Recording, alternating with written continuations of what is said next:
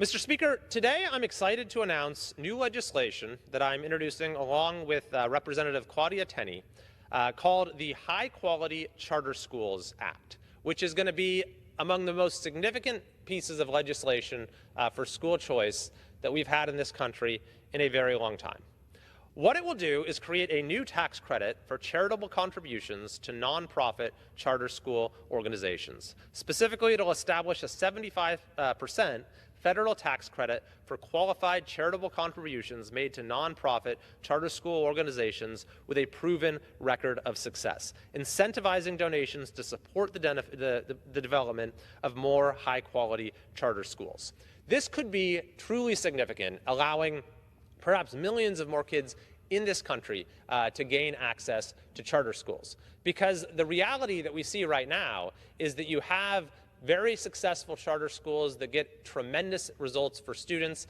For example, Success Academy in New York, which is the #1 school system in the entire state, but there are a limited number of seats, and it costs a lot of money to start a new school. And a lot of times, especially in states like California or New York, you are disadvantaged under state law. You have politicians like Gavin Newsom or the supermajority in California that do everything possible to try to stop you from helping your students succeed. So there are all of these obstacles that exist often under state law, as well as the inherent obstacles that exist to starting up an enterprise as complicated and complex as a school. And the federal charter school grant program has actually been critical to helping a number of charter schools start. What this legislation seeks to do is to help those that have proven to be successful to expand, to replicate their model. Because the ones that are really successful often have very long waiting lists. You can have thousands of kids on the waiting list for a school. And by the way, charter schools are required to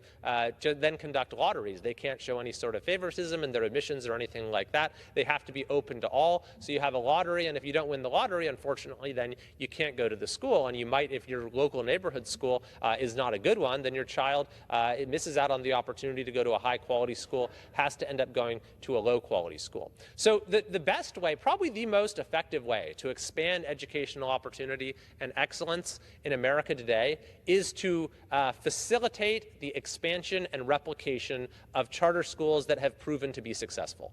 That is precisely what this legislation does, and I'm hopeful that we'll get it passed into law, perhaps even as part of the reconciliation process, as a way to start to turn around this sharp decline in education outcomes that unfortunately is posing such a risk to our country's future. I look forward to hopefully getting bipartisan support and seeing it passed into law and seeing what it will do for so many kids across this country.